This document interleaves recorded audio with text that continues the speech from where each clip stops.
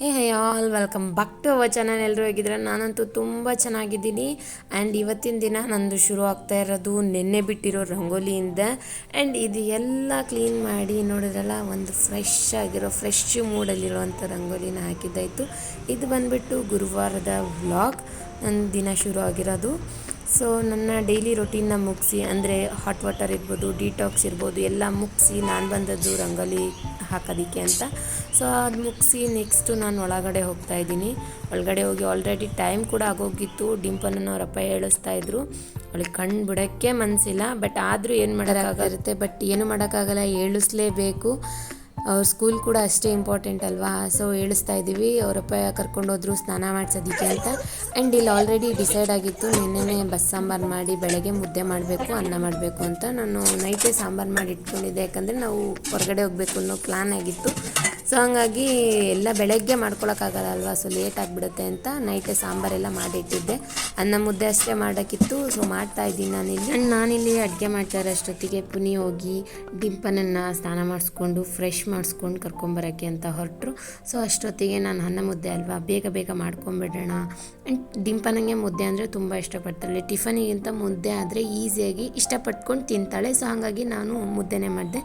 ಇನ್ನು ನತೀಕ್ಷಾ ಮಲಗಿದ್ದಾಳ. ಅಷ್ಟೊತ್ತಿಗೆ ಅಡುಗೆ ಮಾಡ್ಕೊಳ್ಳೋಣ ಅಂತ ಅನ್ಕೋತಾ ಇದ್ದೆ, ಬಟ್ ಅವಳು ಆಲೇ ಎದ್ದಿದ್ದಾಯಿತು. ಜೋರು ಅಳ್ತಿದ್ಲು. ಅವಳನ್ನ ಹೇಳ್ಸ್ಕೊಂಡು ಸಮಾಧಾನ ಮಾಡಿಕೊಂಡು ನಾನು ಬಂದು ಡೈರೆಕ್ಟಾಗಿ ನಿಂತ್ಕೊಂಡಿದ್ದೆ ಟ್ರೈಪೋಡ್ ಮುಂದೆಗಡೆ.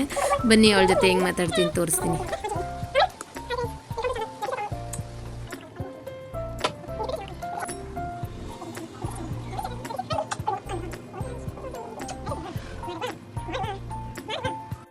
ನನಗೆ ಇವಳ ಜೊತೆ ಈ ಥರ ಆಟ ಆಡೋದು ಅಂದರೆ ಸಖತ್ ಇಷ್ಟ.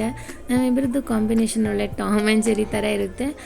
ಬಟ್ ಓಕೆ, ತುಂಬ ಇಷ್ಟ ಆಗುತ್ತೆ ಈ ಥರ ಟೈಮ್ನ ಸ್ಪೆಂಡ್ ಮಾಡೋದು. ಆ್ಯಂಡ್ ಅದಾದಮೇಲೆ ಮುದ್ದೆ ಮಾಡ್ತಾಯಿದ್ದೆ. ಮುದ್ದೆ ತಿರ್ಗೋಕ್ಕೆ ಅಂತ ನತೀಕ್ಷನ ಸ್ಲ್ಯಾಬ್ ಮೇಲೆ ನಿಲ್ಲಿಸ್ಕೊಂಡು ನಿಮ್ಗೆ ತೋರಿಸ್ತಾ ಇದ್ದೀನಿ ನೋಡಿ. ಮುದ್ದೆ ಮತ್ತು ಅನ್ನ ಎರಡೂ ಆಗ್ತಾಯಿದೆ ಇಲ್ಲಿ. ಆ್ಯಂಡ್ ನತೀಕ್ಷಂಗೆ ರಾಗಿ ಹಸಿಟ್ಟು ತಿನ್ನೋದಂದರೆ ತುಂಬ ಇಷ್ಟ. ಸ್ವಲ್ಪ ಕೊಟ್ಕೊಂಡು ಅವಳನ್ನ ಆಟ ಆಡಿಸ್ಕೊಂಡು ಮುದ್ದೆ ತಿರ್ಕೊತಾ ಇದ್ದೀನಿ. ಆ್ಯಂಡ್ ಇಲ್ಲಿ 2 ಮುದ್ದೆ ಮಾಡ್ತಾಯಿದ್ದೀನಿ, ನನಗೊಂದು ಪುನಿಗೊಂದು. ಅದರಲ್ಲೇ ಡಿಂಪನಿಗೆ ಸ್ವಲ್ಪ ನತೀಕ್ಷಂಗೆ ಸ್ವಲ್ಪ ಡಿವೈಡ್ ಮಾಡ್ತೀನಿ. ಬೆಳಗಿನ ಬ್ರೇಕ್ಫಾಸ್ಟಿಗೆಲ್ಲ ಆಯಿತು.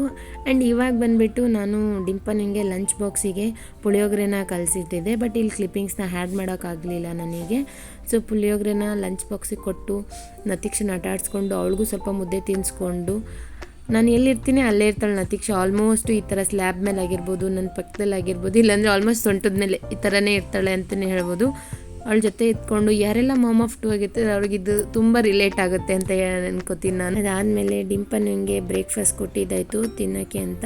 ಆ್ಯಂಡ್ ನೀವು ಇಲ್ಲಿ ನೋಡ್ತಾ ಇದ್ದೀರಲ್ಲ, ಪುನಿ ಊಟ ಮಾಡಿಸ್ತಾ ಇದ್ದಾರೆ. ಎಷ್ಟು ಕಾಡಿಸ್ತಾ ಇದ್ಲು ಅಂದರೆ ಡಿಂಪನ, ನಿಜವಾಗ್ಲೂ ಅವಳಿಗೆ ಊಟ ತಿನ್ನಿಸೋದು ಅಷ್ಟು ಈಸಿ ಅಂತರೂ ಅಲ್ಲ ಫ್ರೆಂಡ್ಸ್. ತುಂಬ ಅಂದರೆ ತುಂಬ ನಿಧಾನ ಮಾಡ್ತಾಳೆ. ಇಲ್ಲಿ ಪುನಿ ಡಿಂಪನಿಗೆ ತಿನ್ನಿಸ್ತಾ ಇದ್ರಲ್ಲ, ಸೊ ನಾನು ನತೀಕ್ಷಂಗೆ ತಿನ್ಸೋಣ ಅಂತ ಬಂದೆ, ಬಟ್ ನತೀಕ್ಷಾ ತಿನ್ನಲಿಲ್ಲ. ಯಾಕೋ ಜ್ವರ ಬಂದಾದಮೇಲೆ ಊಟ ತಿನ್ನೋದನ್ನೇ ನಿಲ್ಲಿಸ್ಬಿಟ್ಟಿದ್ದಾಳೆ.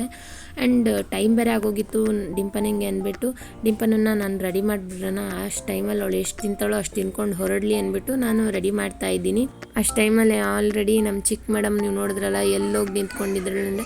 ನಾವೇನೋ ಒಂದು ಕೆಲಸ ಮಾಡ್ತಿದ್ರೆ ಅವ್ರು ಇನ್ನೊಂದೇನೋ ಒಂದು ಕೆಲಸ ಮಾಡ್ತಾ ಇರ್ತಾಳೆ. ನಮ್ಮ ನತೀಕ್ಷಂಗಂತೂ ರಿಸರ್ಚ್ ಮೈಂಡು, ಎಲ್ಲಿ ಏನಿರುತ್ತೋ ಅದನ್ನು ಫಸ್ಟು ಹುಡುಕ್ಬೇಕು, ನೋಡಬೇಕು ಅನ್ನೋದೇ. ಆ್ಯಂಡ್ ಇಲ್ಲಿ ನೀವು ನೋಡ್ಬೋದು ಅವ್ರ ಅಕ್ಕನ್ನು ಅಷ್ಟೇ ಮುದ್ದು ಮಾಡೋದು, ಅವಳನ್ನ ಸಖತ್ ಕಾಡಿಸ್ತಾಳೆ. ಅದಾದಮೇಲೆ ಮಧ್ಯಾಹ್ನ ಯಾವುದೇ ಕ್ಲಿಪ್ಪಿಂಗ್ಸ್ ತೊಗೊಳಕ್ಕೆ ಆಗಲಿಲ್ಲ ನನಗೆ.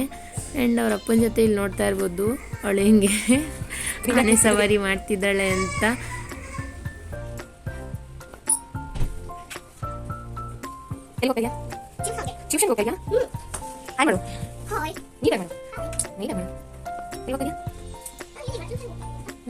ಮಾತಾಡು. Hi friends. ಆ್ಯಂಡ್ ನಾನು ನತೀಕ್ಷಾ ರೆಡಿಯಾಗಿದ್ದಾಯಿತು. ಆ್ಯಂಡ್ ಪುನಿಗೋಸ್ಕರ ವೇಟಿಂಗ್. ಪುನಿ ರೆಡಿ ಆಗ್ತಾ ಇದ್ದಾರೆ. ನತೀಕ್ಷಾ ಎಲ್ಲೋಗ್ತಾ ಇದ್ದೀವಿ? ಕೈ ತೆಗಿಬೇಕು ಚಿನ್ನ. ಎಲ್ಲೋಗ್ತಾ ಇದ್ದೀವಿ ಅಮ್ಮ? ಹೂ ಹೋಗ್ತಾ ಇದ್ದೀವಾ? ನಾವಿವಾಗ ಬೂ ಹೋಗ್ತಾ ಇದ್ದೀವಿ. ನಾವೆಲ್ಲ ಹೋಗ್ತಾ ಇದ್ದೀವಿ ಅಂತ ನಿಮ್ನು ಕರ್ಕೊಂಡು ತೋರಿಸ್ತೀನಿ. ಜೋರ್ ಮಳೆ ಡಿಂಪನ ಸ್ಕೂಲಿಂದ ಟ್ಯೂಷನ್ಗೆ ಹೋಗಿದ್ರು ಕೂಡ ಹೊರಗಡೆ ಹೋಗಕ್ಕಾಗ್ಲಿಲ್ಲ. 5:30 ಆಗೋಯ್ತು ಮಳೆ. ಅದಾದ್ಮೇಲೆ ನಾವು ಹೋಗೋಣ. ಮತ್ತೆ ಸಿಗುವ. ನೀ ಎಲ್ಲ ಹೋಗ್ತಾ ಇದೀವಿ? ವಿಜಯನಗರ್. ಏನಕ್ಕೆ ಹೋಗ್ತಾ ಇದೀವಿ? ಫೋನ್ ತಗೊಳ್ಳೋದಿಕ್ಕೆ. ಯಾವ ಫೋನು ಇನ್ನೂ ಡಿಸೈಡ್ ಮಾಡಿಲ್ಲ. ನತೀಕ್ಷಾ ಎಲ್ಲ ಹೋಗ್ತಾ ಇದೀವಿ? ಆ್ಯಂಡ್ ಅದಾದಮೇಲೆ ನಾವು ಬಂದಿದ್ದು ಪೂರ್ವಿಕಾಗೆ. ಪೂರ್ವಿಕಾ ಇಲ್ಲಿ ಬಂದ್ವಿ. ಇಲ್ಲೇನು ಅಷ್ಟೊಂದು ಕಲೆಕ್ಷನ್ಸ್ ಏನು ಅಷ್ಟು ಚೆನ್ನಾಗಿರಲಿಲ್ಲ, ನಮ್ಗೆ ಇಷ್ಟ ಆಗಲಿಲ್ಲ.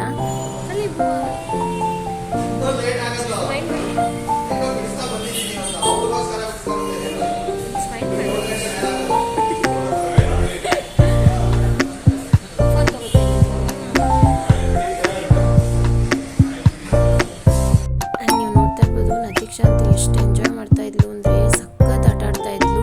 ಹತ್ತೋದು ಇಳಿಯೋದು ಇದೇ ಮಾಡ್ತಾ ಇದ್ಲು.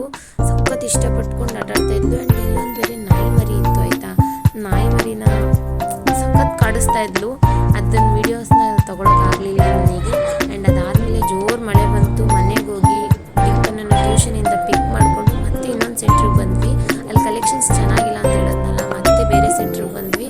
ಇಲ್ಲಿ ನೋಡಿದ್ವಿ, ಇಲ್ಲೂ ಅಷ್ಟೇನು ಇಷ್ಟ ಆಗಲಿಲ್ಲ. ಇವತ್ತು ಆಲ್ಮೋಸ್ಟ್ ಒಂದು 4-5 ಅಂಗಡಿಯಲ್ಲಿ ಓಡಾಡಿದ್ವಿ.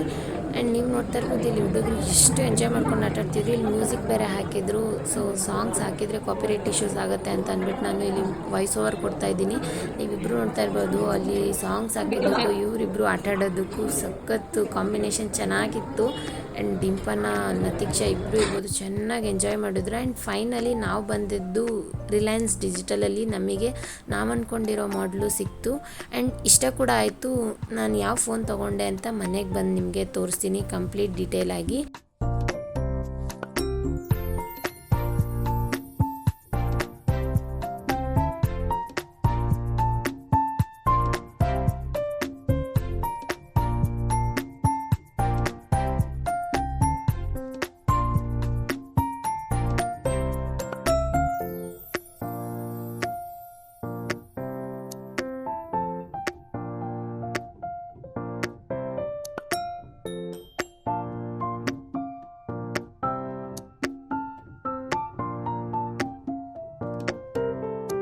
ನೀವು ನೋಡ್ತಾ ಇದ್ದೀರಲ್ಲ ಸಖತ್ ಎಂಜಾಯ್ ಮಾಡ್ಕೊಂಡು ಆಟ ಆಡ್ತಾಯಿದ್ರು ಇಬ್ಬರು ಅಂತೂ.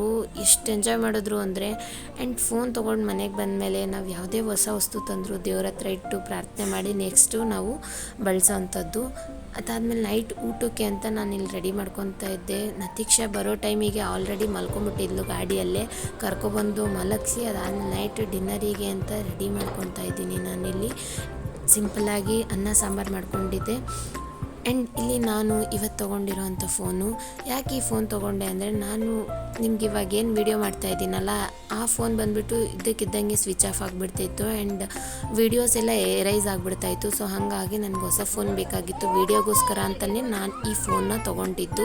ಅದಾದಮೇಲೆ ನತೀಕ್ಷಾ ನಿದ್ದೆ ಮಾಡಿ ಎದ್ದಾದಮೇಲೆ ನೀವು ನೋಡ್ತಾ ಇರ್ಬೋದು ಅವಳದು ಎಷ್ಟು ಎಕ್ಸ್ಪ್ರೆಷನ್ಸ್ ಅಂತೂ ತುಂಬ ಚೆನ್ನಾಗಿರುತ್ತೆ. ಅವಳಿಗೆ ಮಾತು ಬಂದಿಲ್ಲ ಅಂದರೂ ಅವಳು ಎಕ್ಸ್ಪ್ರೆಷನ್ನಲ್ಲೇ ಅರ್ಥ ಮಾಡಿಸ್ತಾಳೆ. ಆ್ಯಂಡ್ ಇದಾಗಿತ್ತು ನಮ್ಮ ದಿನ. Thank you for watching. Please subscribe.